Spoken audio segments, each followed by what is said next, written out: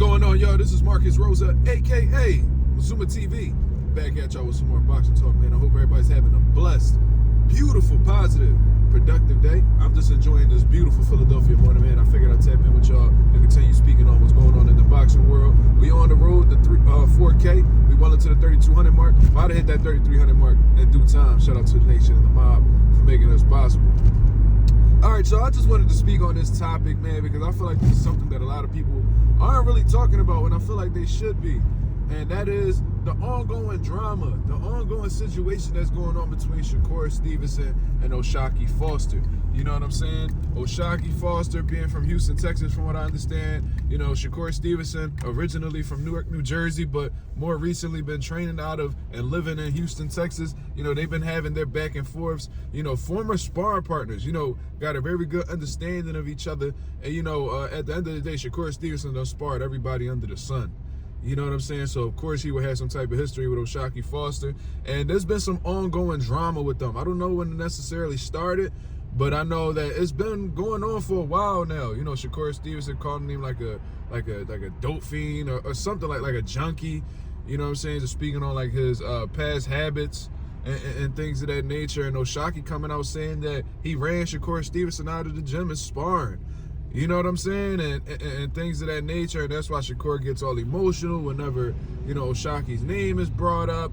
And I'm not going to lie. I'm not going to say that the sparring sessions were true because I wasn't there. But one thing that can't be denied is that Shakur Stevenson is getting a little bit beside himself whenever O'Shaquie Foster comes into the conversation. And this is language that I've never heard Shakur Stevenson speak before. One of the reasons why Shakur Stevenson is one of the guys that I look forward to, you know, watching is because of how courageous that he's been thus far in his career.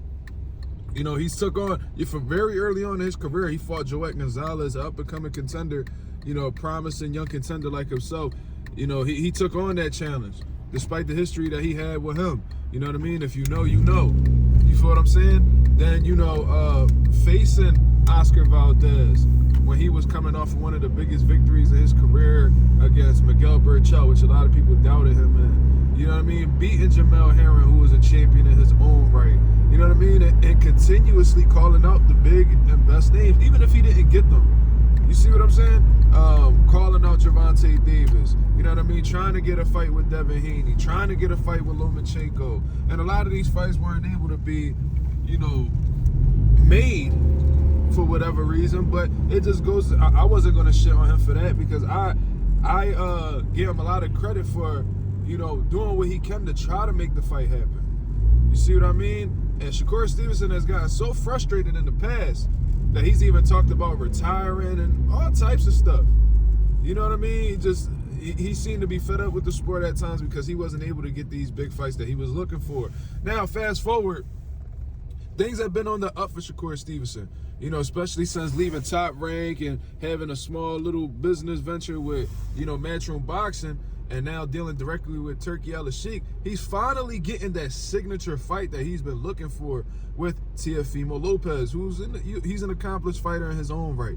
You know what I mean? Former unified champion, got some good wins on his resume. Lomachenko, Josh Taylor, Richard Comey. You know, more recently, Arnold Barbosa, who was his number one. He was like his fucking mandatory for I don't know how long. He finally faced him. But Shakur's finally getting that big fight that he's been craving. You know what I'm saying? It's going down to Madison Square Garden January 31st. I'm excited for the fight.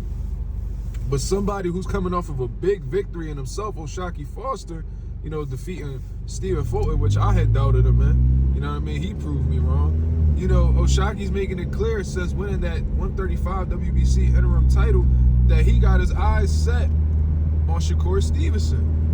You see what I mean? And this is like a big concern for me in how, you know, Shakur Stevenson's been responding to this whole thing. Because I thought that I would have never have heard him say that, you know, say these types of things. Because, you know, whenever you bring his name up with somebody, he's like, yeah, man, like, we can make this fight, blah, blah, we can make this fight, we can make this fight. You know what I mean? If it makes sense down the line, we can make the fight. It's always seemed optimistic on Shakur's side when it comes to making fights happen. With O'Shaquie Foster, the tone is totally different. Now, it could be because there's genuine animosity between the two. You know, he just may be focused on Teofimo Lopez. Look, I don't know what the situation is. You know what I mean? And with, you know, Shakur Stevenson being like a super competitor, you know, something wants me to believe that he will face O'Shaquie Foster, but with him coming out, you know, in these latest series of tweets and saying how O'Shaquie Foster is not a draw and he's only looking for big fights. And, you know, I remember he said on the Instagram comment section that, oh, you could, I don't give a fuck about this belt. You can have this belt. Like this type of shit. I'm like, bro, you sounding just like the motherfuckers that you despised on your come up. That's exactly how you sound. When you are all frustrated because you weren't able to get these big fights. You watching all your peers get big fights. Teofimo getting big fights. Devin Haney getting big fights. Ryan Garcia getting big fights. They was all getting big fights. You were pretty much sitting on the sideline just begging for an opportunity. You know what I mean? And you didn't really understand why motherfuckers wasn't trying to fight you. They was sitting talking about, you know, they was taking that high risk, low reward fight with you, that you're not an excited fighter. You know, shit, I'm sure if I sit back and think, I can recall a few times where people was trying to play you like you wasn't no draw. You see what I'm saying?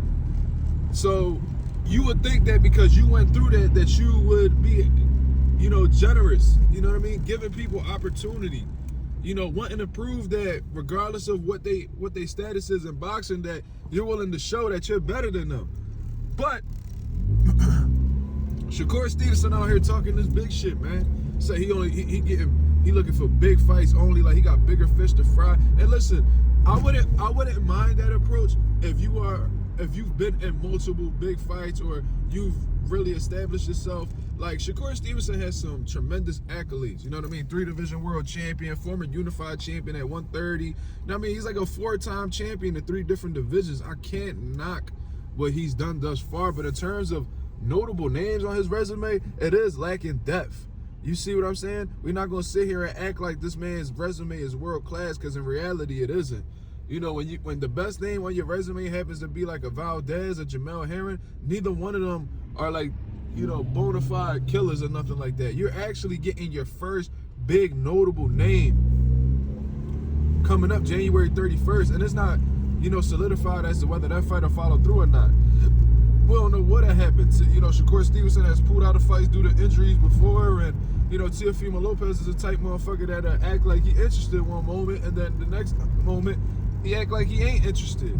So we're not even sure if this fight is gonna be done at the end of the day.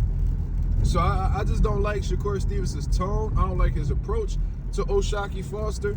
You know, try to play him like he's a nobody. At the end of the day, he's a 2-time world champion and an interim champion. And will dead ass be, you know, who knows, the WBC might wake up one day, Mauricio and them, depending on how they feel, and they may mandate you to fight O'Shaquie Foster after you vacate that belt at 140 like you said you was going to do, and come back to claim your your throne at 135. You may have a mandatory just waiting on you. You feel what I'm saying? So I don't understand why he's having this approach with O'Shaquie. I think that'll actually be a great fight considering the history. I think the build-up would be dope. And look what you did most recently. So you saying big fights only? You know what I mean? Like, you faced William Cepeda in your last fight, and he was merely a contender. He wasn't no world champion. He wasn't no big fight. You was chasing a contender around. You see what I mean? You was talking about, and before that, you was about to, and I know Floyd Schofield backed off of the block, but you was supposed to face Floyd Schofield. He was a contender. So these guys are, you know, capable of getting fights with you, getting you, convincing you to sign the dotted line. But somebody like O'Shaquie Foster, who's actually established, you know what I mean? Currently a WBC champion at 130. Currently, you know, the interim champion at 135 pounds. And coming off of a great victory that he was doubted heavily in the lead up to the fight, he's not eligible. I don't like this talk for Shakur. I ain't gonna lie to you. I'm not. You know what I mean? It kind of makes me wonder exactly how he feels about O'Shaquie, because he be trying to play O'Shaquie every moment he can. You know what I'm saying? Making it seem like he's not up to par. But, you know, if that's the case, why wouldn't you fight him? That'll be a great victory on your resume. And I know you caught it with the Teofimo Lopez fight right now. Trust and believe. I already know that. You know what I'm saying? I just don't like the whole language that he's speaking in terms of, oh, I'm looking for big fights only. You know, Shock, he can't even sell. And it's like, nigga, when you with Turkey Al-Sheikh, that shit don't even matter no more, brother. What somebody sell and whether they a big name or not.